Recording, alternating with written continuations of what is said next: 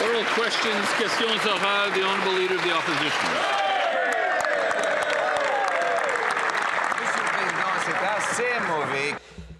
Mr. Speaker, I think it's bad enough that this Prime Minister has appointed a minister from the Trudeau years who ruined our immigration system and increased the cost of living. But this same minister this morning, the one responsible for heritage, says that he's had it. Says that he has had it with the decline of the French language. We're not fed up with it. We want to defend the French language.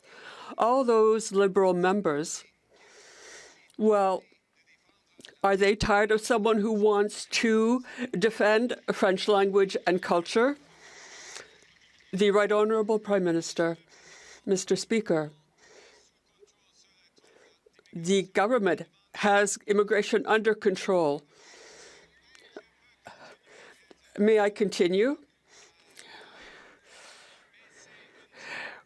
Asylum seekers, the numbers have fallen by 1/3, and we will defend the French language with the greatest investments ever in the cultural sector. Mr. Speaker, the question had to do with the statement by his new minister who said he had had it. He was fed up with the debate on the decline of the French language. The Prime Minister's answer shows that we should all be worried about the decline of the French language. Why is it that among all Liberal members of Parliament, he has chosen to appoint someone who's fed up with defending the French language and Quebec culture? The Right Honourable Prime Minister. Mr. Speaker, I am for my new minister. I am against the Leader of the official opposition, who is against our action plan for the French language, $4 billion. He's against the investments in the Quebec cultural sector. He is against the increase in Francophone immigrants to Canada. We defend the French language. Leader of the Opposition. Mr. Speaker, we learned today that 8 months after the Prime Minister was elected, promising to build nation-building projects at speeds not seen in generations, he hasn't even begun consulting with First Nations people about his promised pipeline to the Pacific. And now the Assembly of First Nations has condemned his plan because he hasn't done any consulting with them. Today he will address the Assembly. Will he for once say one thing to no matter who the group he's speaking to, be clear that he wants the pipeline to get built and that he'll get the consultations done to make it happen? The Right Honourable Prime Minister. Mr. Speaker, the great thing about Hansard is you can consult it and find out what the member opposite said last week. In effect, would we ram through a pipeline? No, never. No, never. We will consult free, prior informed consent with First Nations. We will work with the province of British Columbia. We have conditions in the MOU with Alberta. We know how to work with the provinces. We know how to consult. We know how to respect. Does the member opposite? The Honourable Leader of the Opposition. Yes, Mr. Speaker, transcripts are great things, and he just renamed Justin Trudeau's immigration minister to cabinet, the guy who destroyed our immigration system and helped double the housing costs in this country. And that minister has now had something to say about this Prime Minister's failure to consult on pipelines. He said the consultation should have started yesterday, and it can't be done on a desktop, making reference to his fellow ministers' promise that they would do consultations by Zoom. So why is it that he didn't start 8 months ago consulting First Nations? Is it because he doesn't care what they have to say, or because he just doesn't want the pipeline to get built? The Right Honourable Prime Minister. Mr. Speaker, I recognize this situation is very, very complicated for the member opposite. That's right. First off, you have to have a pipeline project. You have to have a private proponent. In order for that to happen, we had to create the conditions precedent. We have now done that because we talked to the provinces. We worked with the provinces. Mr. Speaker, in the Building Canada Act, which was passed before the member opposite returned to this House, we set out the consultation process for nation-building projects. The Honourable Leader of the Opposition. So he's broken his promise to get big projects built, and now we learn that he has broken his promise to get houses built. He promised during the election he would double home building to 500,000 units per year. Today, the Parliamentary Budget Officer revealed that his brand new bureaucracy will only build 5,000 homes per year. 99% less than he promised, Mr. Speaker, after Conservatives built well over 200,000 homes at half the cost today. Why won't he listen to us and stop building bureaucracy so that we can start building homes? The Right Honourable Prime Minister. Mr. Speaker, the great thing about being a lifelong member of Parliament is you've never built anything and you don't know numbers. True. And you don't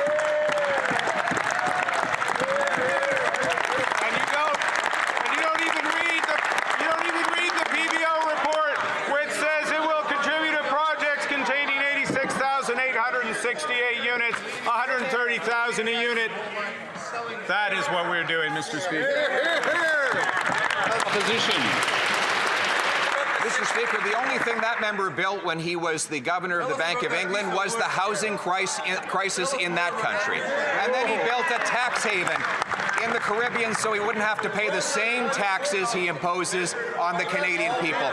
Our youth need homes, jobs, and hope. This Prime Minister only offers them broken promises and more sacrifices. He even held a photo op in front of a house that was dismantled after he left it. So here we have a Prime Minister whose houses disappear after he announces them and promises disappear after he makes them. The Right Honourable Prime Minister.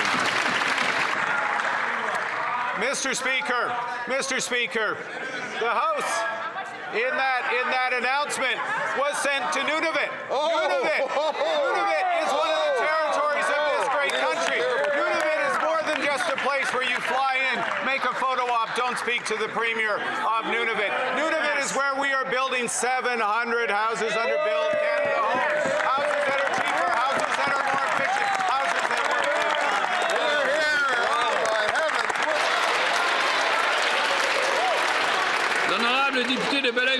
The Honourable Member for Belleuil-Chambly.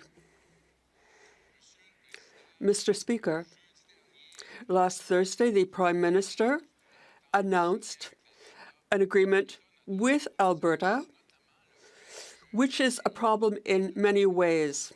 I want to ask the government, if it would commit irrevocably to not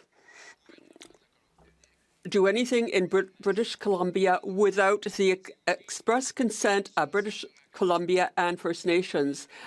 The answer was yes. But yet the announcement was made. Now, what is it?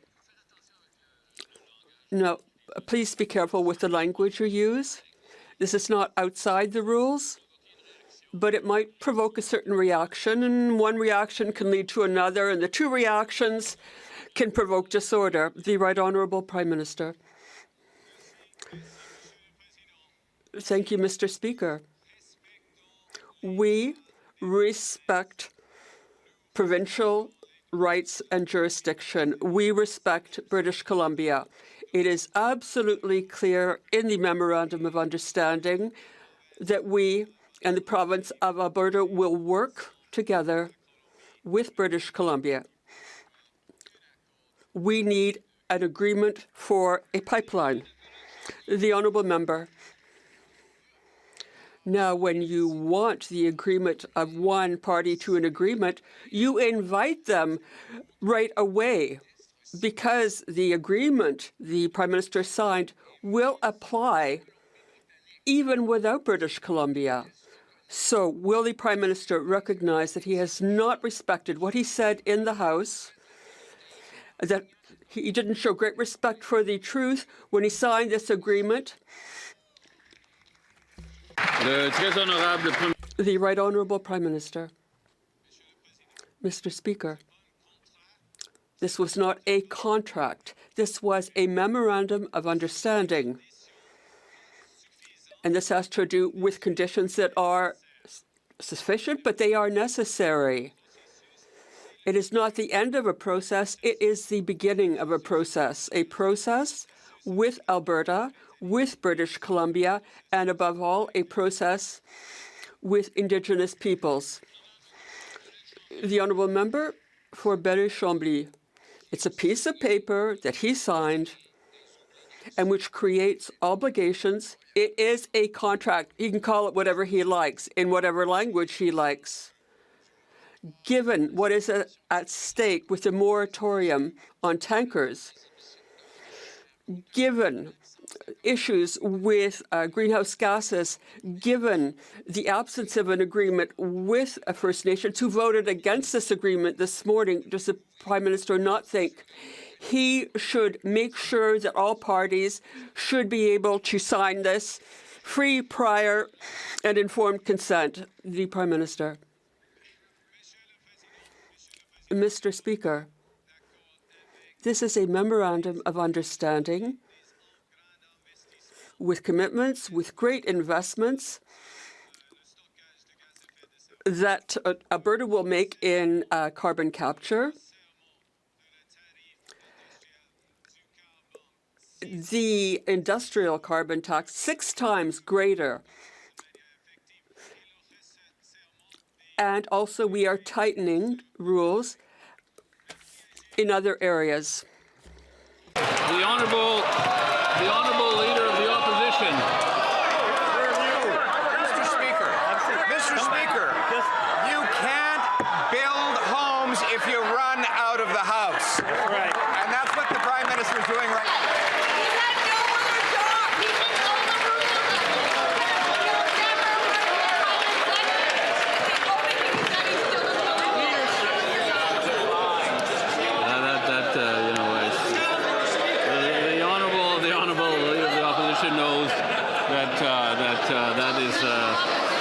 That is very close to the line, and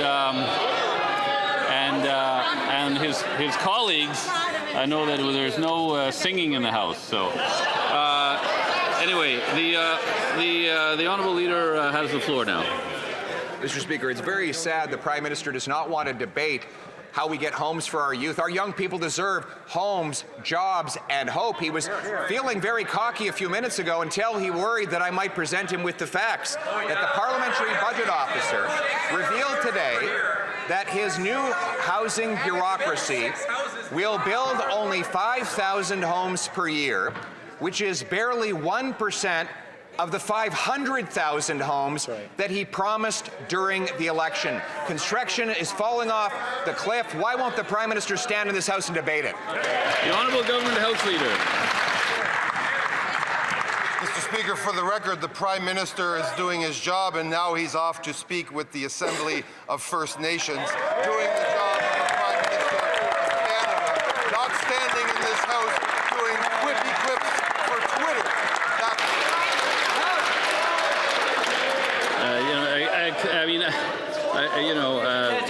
We don't know when that now is, really, right? Because it's not necessarily talking about the present, but it's at some point now is a large concept.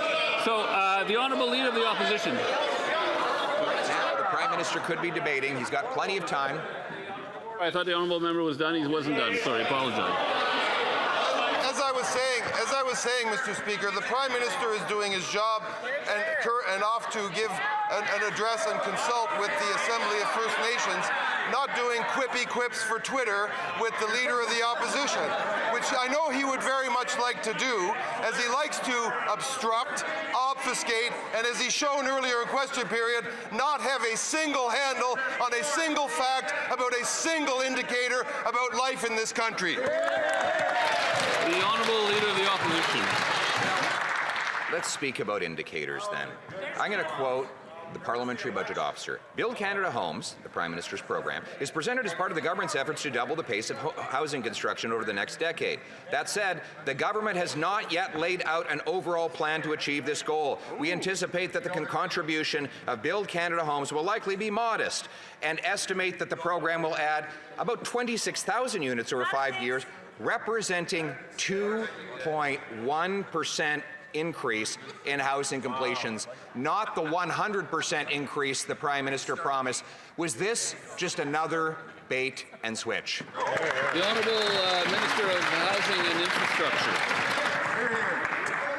Thank you, Mr. Speaker. Well, if the member opposite took the time to actually read the report, he would discover that the Parliamentary Budget Officer stated this will build 86,000 homes, affordable homes across Canada.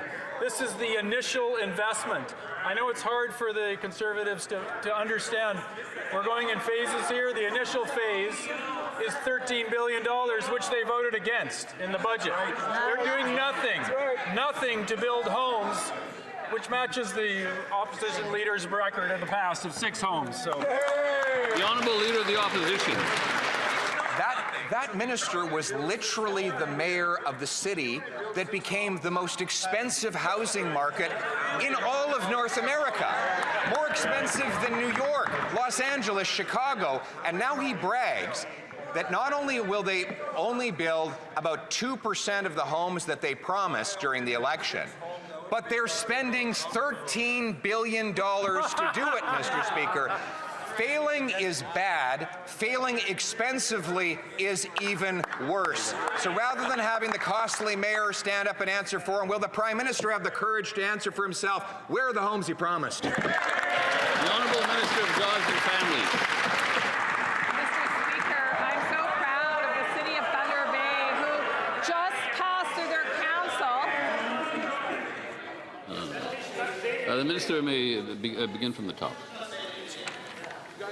Mr. Speaker, all across the country, municipalities are stepping up to make new housing available for some of the most vulnerable people in our community.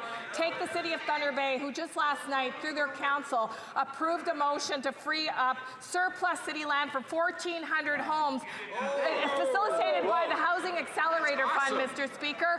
That's the work of a government who's behind communities, who's behind people. And here's what we can say about the Conservatives. They vote against the very people that need that help. Mr. Speaker, we're building Canada strong with municipalities like the municipality marathon who's here today. The Honourable Leader of the Opposition. Mr. Speaker, I want to thank the member for pointing out that we have voted against every single program that doubled housing costs in Canada. This Prime Minister created the biggest housing crisis in the G7 when he was the Bank of England governor. And now he's come here to adopt the same Trudeau-era policies of building bureaucracies rather than building homes. And he promised this was all going to change, that the latest bureaucracy would change everything. But today, the Parliamentary Budget Officer proved that he'll only build 2% of what he promised. Why does this Prime Minister block homes and break promises? The Honourable Minister of Housing and Infrastructure. thank you, Mr. Speaker. Well, it's rich for the Leader of the Opposition to speak about this. As we all know, when he was Housing Minister and I was the Mayor of Vancouver, he built 6 homes as a Housing Minister. That's a deplorable record. And it's deplorable that the members opposite won't support a budget that has $13 billion for affordable housing, that the Parliamentary Budget Officer states will build 86,000 affordable homes. You won't vote for that, you won't support affordable housing, and that matches your historical record. Again, through the chair, please. The Honourable Leader of the Opposition. Mr. Speaker, it was 200,000 homes, and the average cost of buying one was $450,000, Mr. Speaker. The average rent for a one-bedroom was $900. This government came along and built bureaucracy to block homes and printed money to inflate their costs. They allowed mass immigration that was out of control, that ballooned demand, and left us with the worst and most expensive housing anywhere in the G7. And today, the Parliamentary Budget Officer blew the lid off their latest promises, showing that they will build about almost none of the homes that they actually promised in the last election. Why won't the Prime Minister stand in the House and take account for that? The Honourable Government House Leader. Mr. Speaker, the lid's been blown off, but the lid's been blown off the tired lines of the Leader of the Opposition, which he's been using for 2 years. He has systematically stood in the way of investments in supportive, in social, in low-cost and low-income housing in this country throughout his exclusive 20-year career in this House of Commons. He has systematically stood in the way of supports like dental care, like child care, like the Canadian Child Benefit, like school nutrition, the very things that he fakes and pretends to care about in this House, but would vote against, and Canadians know he would vote against everything with care in the name, Mr. Speaker. He needs to... The Honourable Leader of the Opposition. Mr. Speaker, it is impossible for us to vote against affordable housing because there is no affordable housing after 10 years of this Liberal government. Now, one positive idea we could all agree on is to reduce the cost of the steel, the concrete, the cement, the glass that goes into building homes. But unfortunately, this Liberal government has an industrial carbon tax whose stated purpose is to raise the cost of all of those things. Why won't they accept this positive idea to take taxes off home building so that our youth can finally have homes, jobs, and hope like they deserve?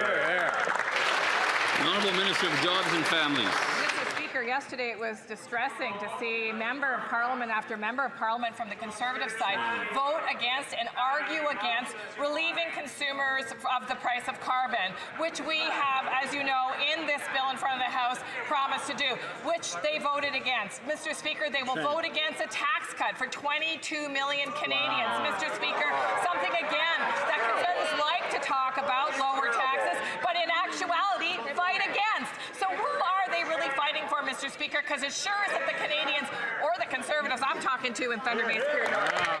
Leader of the Opposition. Mr. Speaker, the industrial carbon tax is not just a tax on homes, it's a tax on food. When you tax the steel that goes into farm equipment and the fertilizer that is necessary to grow food, when you tax the food processor, you tax the food.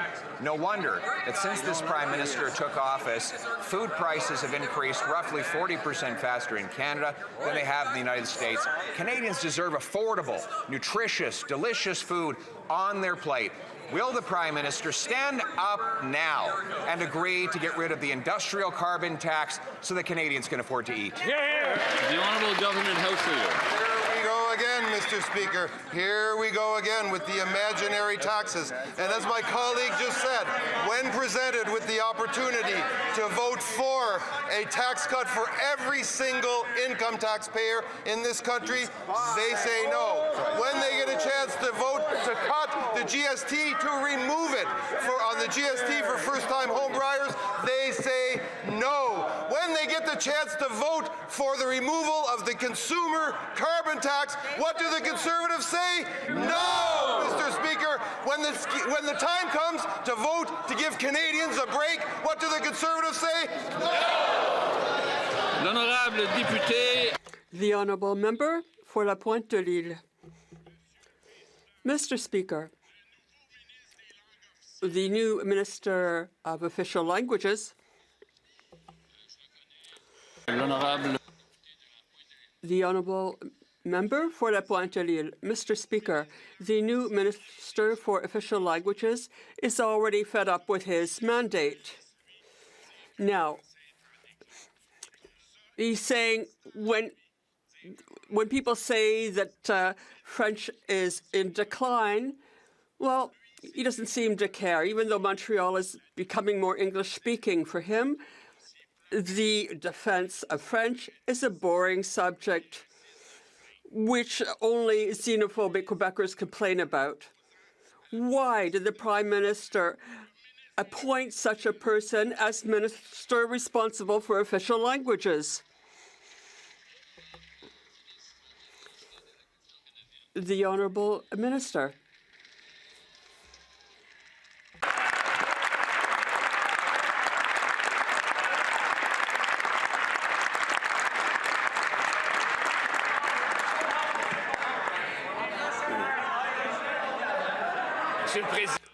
Mr. Speaker, I went to grade school and high school in Seychelles, all in French.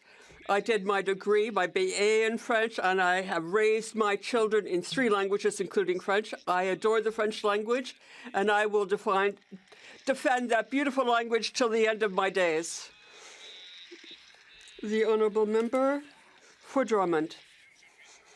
Mr. Speaker, the Minister really should be fed up with the fact that Quebec is just twiddling its thumbs when it comes to defending French.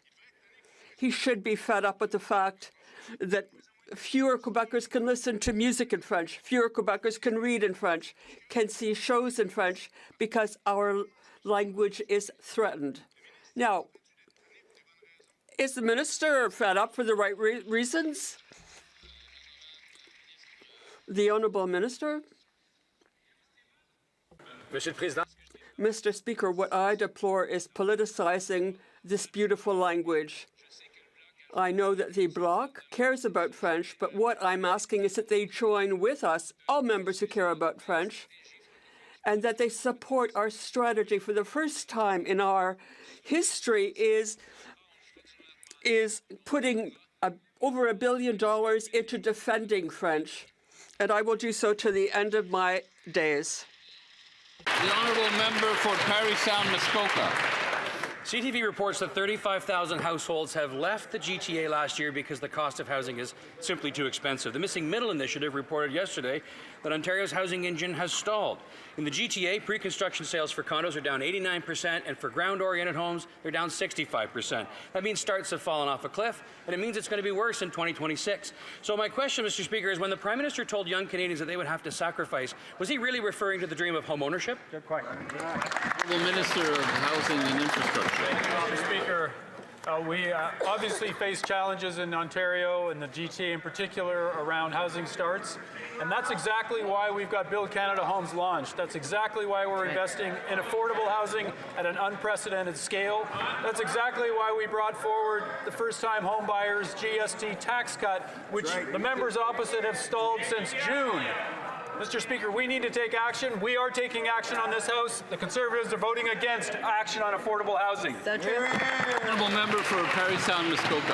Mr. Speaker, the Prime Minister's 4th housing bureaucracy, Build Canada Homes, replaces Justin Trudeau's life-changing national housing strategy with less money and even bigger promises. We need 480,000 homes per year in the next 10 years to restore affordability, but the Parliamentary Budget Officer reports Build Canada Homes will only build about 26,000 over the next 5.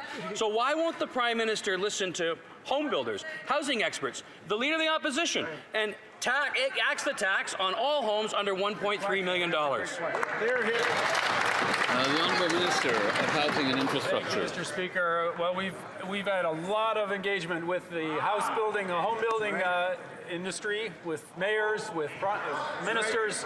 We've done an enormous amount of effort. Members opposite can go out and talk to people in the community, home builders that we're working with, who are supporting Build Canada Homes. We've just launched and opened the portal for that. The Parliamentary Budget Officers, 87,000 homes will be built as part of this initial effort. And the National Housing Strategy starts again in these years ensuing. It's a combination that will deliver affordable housing at an unprecedented scale. Thank you. The Honourable Member for Terra Nova, the Peninsulas. This Liberal government promised billions in housing spending, but today the Parliamentary Budget Office exposed that this program is exactly like the last 4, an absolute failure. This is just another example of these Liberals promising the same old things and never delivering. Their new housing program is only supposed to get 26,000 homes built in 5 years, only a fraction of the 2.5 million promised. How will this Prime Minister tell this horrible news to young people? Will he simply ask them to make more sacrifices? The Honourable Minister of Fisheries and Oceans. Mr. Speaker, I think it's very important for me to point out that my colleague in the opposition from Newfoundland and Labrador has voted against every opportunity to help Canadians. Housing, food, school program, $10 a day childcare, dental care, on and on and on. This is nothing but a circle of tired notes. We need to work together. Canadians want us to work together, and I'll tell my colleague, Newfoundlanders and Labradorians want to see results. The honourable member for Richmond Hill South.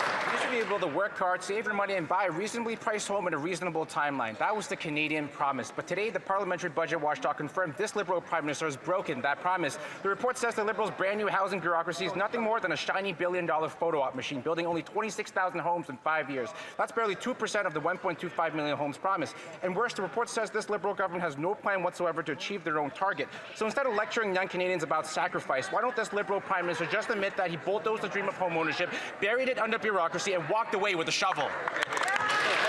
The Honourable Secretary of State for Labour. I was speaking very fast, so I couldn't keep up with the question, but I do want to say one thing. Canadians elected us to do big things, Mr. Speaker, and we are going to build a stronger economy, a stronger country. We're making the largest infrastructure investment in Canadian history. That party voted against it. We are going to be building roads and bridges, community centres, hospitals, and transit, Mr. Speaker, using Canadian steel and Canadian lumber. But the Conservatives voted against all of that, Mr. Speaker, every single part of it, against housing and against major projects, opportunities for Canadian workers, Mr. Speaker. On this side of the House, we'll keep building. We're going to be standing with our workers, unlike the Conservatives. Honorable Député de Montmorency-Charlevoix. The Honourable Member for Montmorency-Charlevoix. Mr. Speaker, this morning, Housing Networks in Quebec told me that they are very concerned. There is a great deal of demand for affordable housing, but instead we're getting more bureaucracy. The Parliamentary Budget Officer has also confirmed that the Liberal promise of 250,000 homes will only lead to 26,000. That's 10 times less. In my riding, the average price of housing has gone from $205,000 to $400,000 under this Liberal government. The Prime Minister said young people would have to make sacrifices. Perhaps he's asking them to sacrifice their dream of owning a home. Is that it? The Honourable Minister of Government Transformation. It's remarkable to hear a Conservative member talk about affordable housing. In all my years in politics, I've never heard a single housing organization praise the Conservative Party. On the contrary, they've always voted against investing in social and affordable housing. And that's when they're not actually criticizing the entire concept. On this side of the House, we've invested $13 billion to build affordable housing like never before. Thank you. Member for Burnaby Central. Mr. Speaker, victim groups, police chiefs, and police associations, provinces, territories, municipalities have all called for a quick passage of Bill C-14, the Bail and Sentencing Reform Act. And as hate crimes continue to rise, communities across Canada are urging us to move forward on Bill C-9, the Combating Hate Act. Yet, instead of helping advance this important work, Conservatives have been filibustering the Justice Committee, blocking witnesses and delaying progress. Can the Minister update this House on the impact of these Conservative delays and what needs to happen so we can get this done for Canadians? Secretary of State for Combating Crime. Mr. Speaker, do you know who's paying the price for these Conservative games? It is Canadians. That's right. While victims groups and frontline police officers are asking for us to act urgently and respond to the crisis and the need of the time, the Conservatives are spending their time filibustering with nonsense speeches about cats and dogs, Mr. Speaker. That's right, you heard it right, cats and dogs. These are procedural stunts that they're playing in order to stop these bills from passing through committee, Mr. Speaker. They're obstructing the committee from doing its job. When it comes to public safety, Mr. Speaker, the Conservatives have a lot of bark, but no bite. Yeah. They are standing in the way. The Honourable Member for Kildonan St. Paul.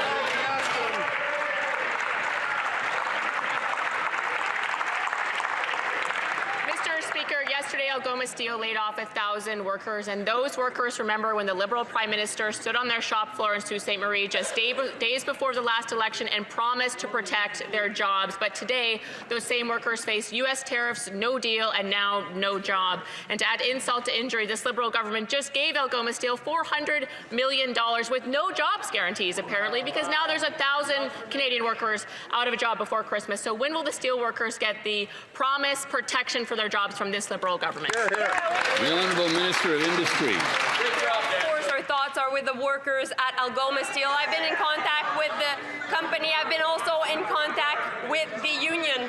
And obviously we know that the entire business sector of the entire business model of the steel sector in Canada is based on U.S. automakers. And obviously with unjustified and unjustifiable tariffs of 50% by the U.S. administration against our steel sectors, this can't happen. So we've been working with the company, offering $400 million to get through these difficult times as they're pivoting with new products and new markets, Mr. Speaker. The honourable member for Kildonan St. Paul. Mr. Speaker, the Liberals promised to protect Canadian jobs, and yet the reality is thousands of Canadian families are now going without their primary source of income because the Liberals haven't delivered on their promises. Softwood lumber mills are closing, auto companies are cancelling projects in Canada and moving them to the United States, and in Sault Ste. Marie, now 1,000 people have just lost their jobs at the steel mill. So workers don't need more Liberal platitudes or corporate handouts or broken promises. They need their jobs back. They need results. So when are Canadians going to get the trade deal we were promised? The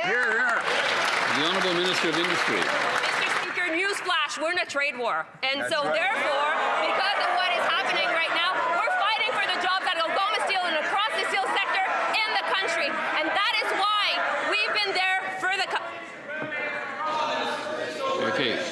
The minister may continue. Mr. Speaker, is it from the top? From the top or not? Okay, so Mr. Speaker, my point is that we'll continue to fight for these jobs, and the company was clear today. If it wasn't for the $400 million and the $100 million by Ontario, the very existence of Algoma Steel would have been in jeopardy, Mr. Speaker. Honourable member for Edmonton, Griesbach. Mr. Speaker, my condolences to the 1,000 workers laid off from Algoma Steel in my hometown of Sault Ste. Marie. My dad, Tony, worked at Algoma for over 30 years. The Prime Minister is squarely to blame for these layoffs. In the election, our elbows up PM said he was the guy who could get a good trade deal from Donald Trump. Instead of a deal, this PM said, who cares? And we saw higher tariffs on Canadian goods. The results? These layoffs and others. When will this Prime Minister finally get a deal with Trump? L'honorable ministre de l'Industrie. Mr. Speaker, I have a lot of respect for my colleague and a lot of respect for his dad and all those who've worked or are working at Algoma Steel. And that's why our priority and my priority is to make sure that they can continue to earn a great salary at Algoma Steel as the company is adapting to new type of steel for the defense sector and also for the housing sector. And I must say that our Buy Canada policy is also helping Algoma and other steel plants as we'll continue to fight for these jobs across the country. The Honourable Member for Bellechasse-les-Échemins-Lévis. Mr. Speaker, it takes remarkable talent to somehow spend $15 billion and manage to create more unemployment. Food banks are struggling to keep up, but the Prime Minister prefers to hand out checks to multinationals, $15 billion to Stellantis, $400 million to Algoma. And what's the result? Job losses. Can the Prime Minister explain his genius strategy, which involves paying big businesses for them to lay off Canadians? Could you explain that, please? The Honourable Secretary of State for Children and Youth. Thank you, Mr. Speaker. On this side of the House, we are protecting the essential programs that Canadians depend on. We are protecting the Canada Child Benefit. We are protecting dental care. We are here to protect and to help families. And on the other side of the House, they are voting against all of those things. The Honourable Member for Bellechasse-les-Échemins-Lévis. I think the member didn't understand my question. Let me repeat. Canadians are struggling to put food on the table because of the cost of living, and yet the government keeps taking money out of their pockets and putting it in the pockets of big business. This Prime Minister managed to find $72 million for Nokia, $400 for Algoma, and $15 billion for Stellantis. And what is the government getting in exchange? Job losses. Is this the new Liberal strategy, making Canadians poorer to make big business richer? Is that it, Mr. Speaker? The Honourable Minister for Government Transformation. On this side of the House, we believe it's essential to support the sectors impacted by the tariff war with the U.S. But my colleague voted against a tax cut that would represent $800 per family in Canada and Quebec.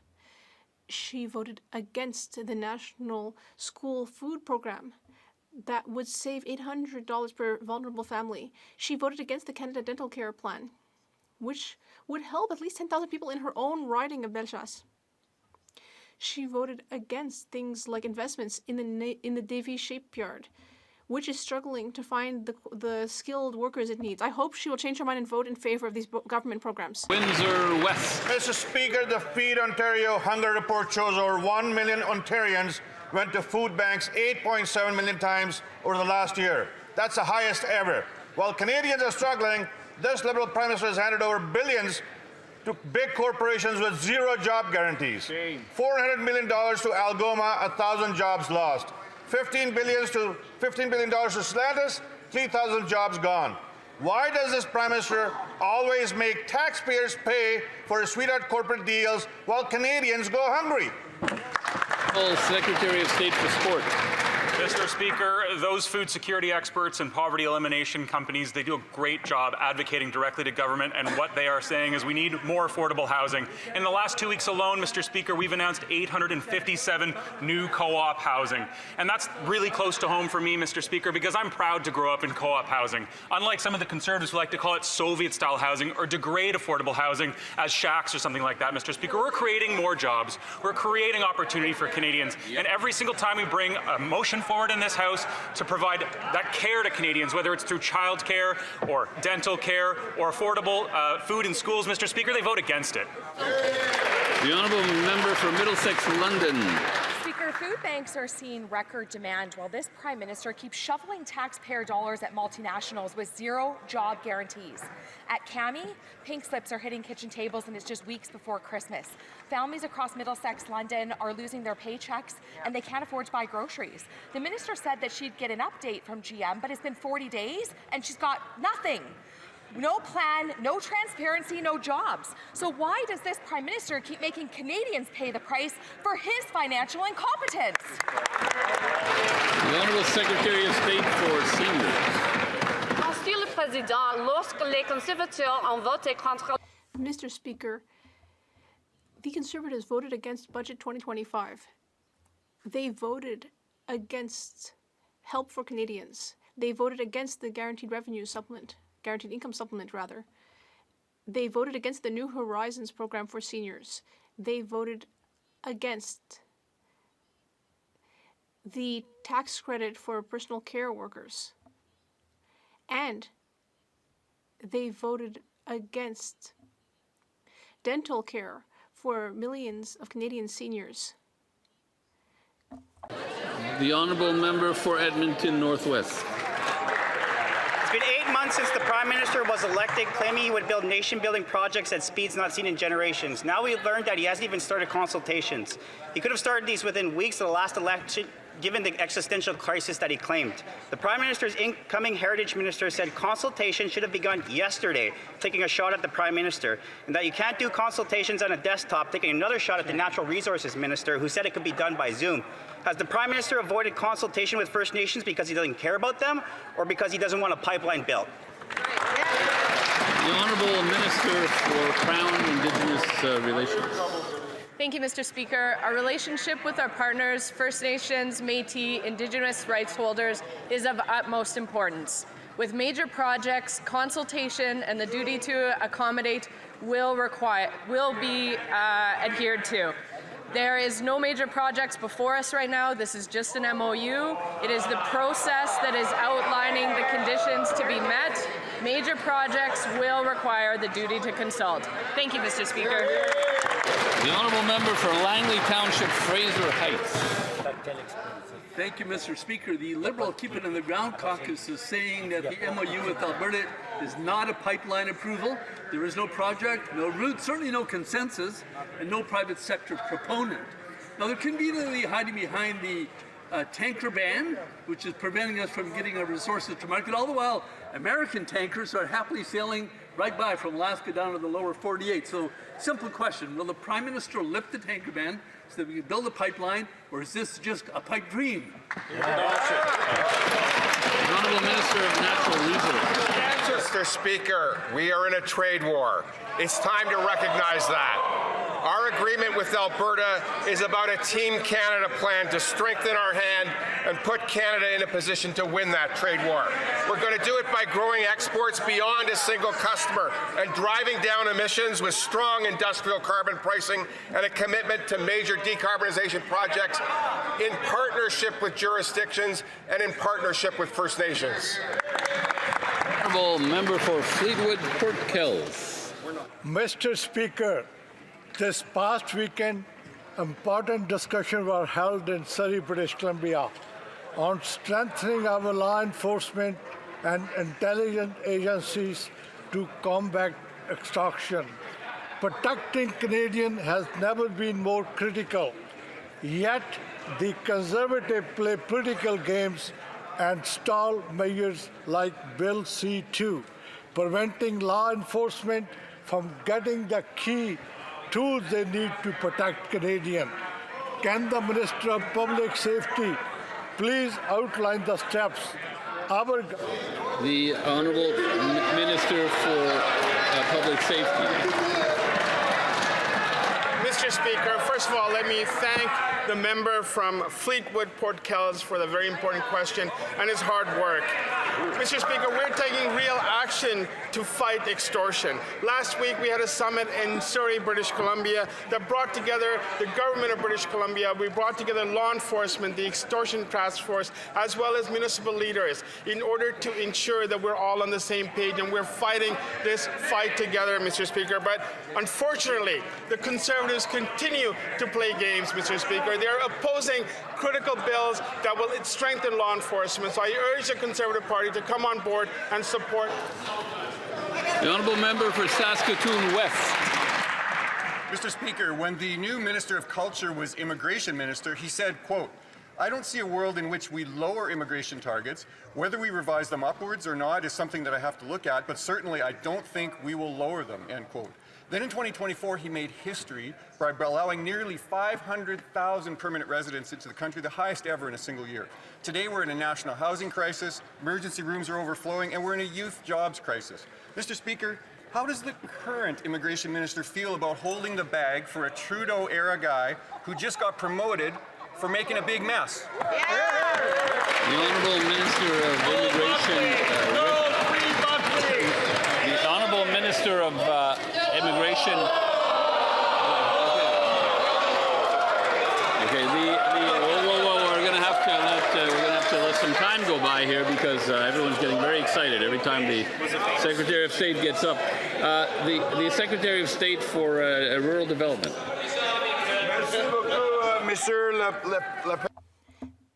Thank you very much, Mr. Speaker. I'm practicing my French. The Saskatchewan Conservative Caucus, there was 14 of them elected over a period of 10 years. That's 140 collective years that we've had Conservative representation from Saskatchewan, Mr. Speaker. And you tell me, what have they accomplished in those 10 years, Mr. Speaker? On housing, on trade, on infrastructure. They have accomplished nothing, Mr. Speaker. The Honourable Member for Calgary Nose Hill. Quite the indictment when they don't even let the Immigration Minister answer a question about immigration. In a CBC interview back when he was the Immigration Minister. I give the floor to the member for Calgary Nose Hill. The member for Calgary Nose Hill. In a CBC interview back when he was Immigration Minister, the new Minister of Culture dismissed Premier's pleas for support for a flood of Liberal-enabled fraudulent asylum claims by saying, "I think what they, the Premiers, are advancing is a complete crock of bleep." In reality, he oversaw billions of dollars going to house bogus asylum claimants while emergency room overflowed. So my question is this: if that failed immigration minister can get a promotion, does this mean that the current Prime Minister will promote the current one too? The Honourable Minister for Immigration, Refugees and Citizenship. Speaker, thank you very much. Let me thank this colleague and this member for placing her confidence in me and in this government. Let me tell you one thing. Canadians elected this government with a big mandate. We have brought in a generational budget that includes a sustainable immigration plan, one that will deal with permanent immigration as well as the temporary immigration and bring our global talent. Why does that member and her party keep obstructing every single time? Get on board!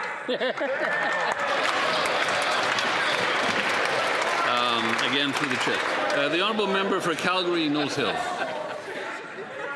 I'm sorry, it's so bad. Okay, in all seriousness, in 2022, a Jamaican national was convicted in the United States of an aggravated felony of sexual abuse of a minor. But in 2023, the Liberals welcomed him to Canada. Worse, they allowed him to claim asylum, and today, that child sexual abuser is still in Canada. The Liberals voted against Conservative measures to prevent non-citizen child sexual abusers from entering Canada, abusing our immigration system, and avoiding deportation.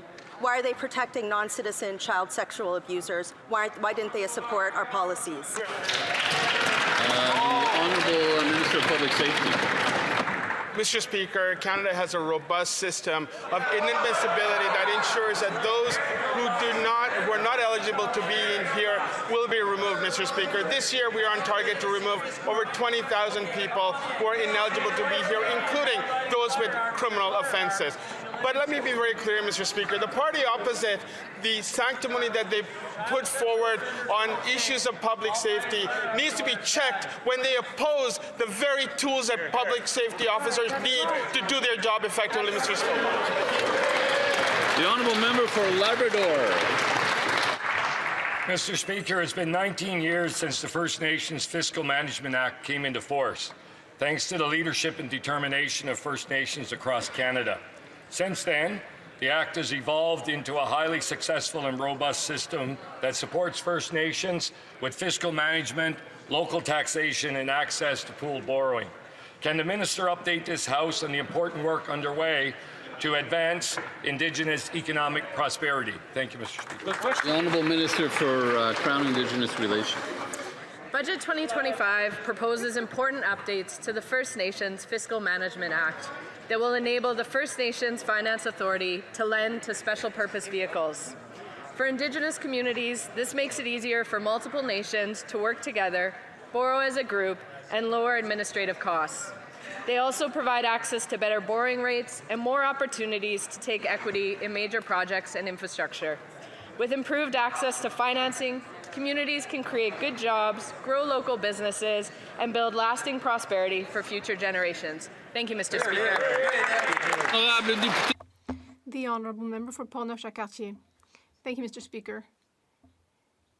It's incredible that this member has become the new Minister of Official Languages. That member said again this morning that he's tired of doing something about the decline of French. But I have news. The new Conservative Party of Canada will be fighting for the rights of Francophones throughout the country. Even the Premier of Quebec said that it was a crying shame that that person has become Minister of Official Languages. Is the new Quebec lieutenant just as tired of fighting the decline of French, like his colleague at Heritage said? The Honourable Minister of Canadian Identity and Culture.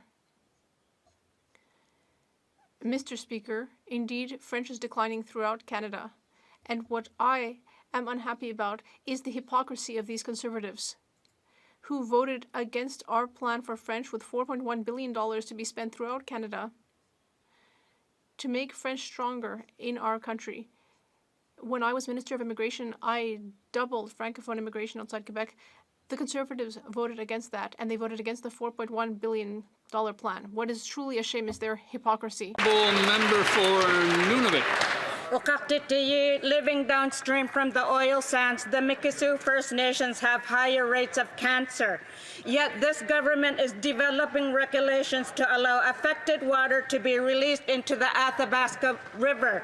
UNDRIP and their Environmental Racism Act must be implemented to protect the health of First Nations. How can the Liberals proceed with regulations knowing that Mikisew First Nations have not given consent because they are dying from cancer? The Honourable Minister of the Environment and Climate Change. Thank you, Mr. Speaker. Pollution from the oil sands tailings ponds is a serious issue, and we acknowledge and take seriously the concerns raised by nearby Indigenous communities in the region. We are currently supporting a study of health impacts on nearby communities, and there is a Crown Indigenous working group that is working on water release standards. We're committed to protecting Canada's environment and the health of communities, and of course the Indigenous communities nearby. The Honourable Member for Kootenay-Alberni. Mr. Speaker, our healthcare system is already stretched, yet the federal government piles on needless work. The College of Family Physicians warns that the disability tax credit form is worsening the strain and costing patients access to care. Instead of fixing it, Budget 2025 allocates $10 million to help people navigate the same broken system. Provinces already determine disability eligibility. Why won't the minister automatically accept provincial approval for the disability tax credit to reduce barriers and let family doctors focus on patient care? The Honourable Minister of Jobs and Families. Speaker, it's historic. For the first time in this country, we have a disability tax benefit, and I want to thank all parliamentarians that supported this. Unfortunately, again, the Conservatives voted against the very people they say they wish to help. But, Mr. Speaker, Budget 2025 actually goes a step further, and it compensates people for the burden, financial burden of filing, getting doctors' forms to file for their credit. And, Mr. Speaker, we will continue to work with people who are living with disabilities to make sure that they have every opportunity to thrive in Canadian society. And that concludes question period today.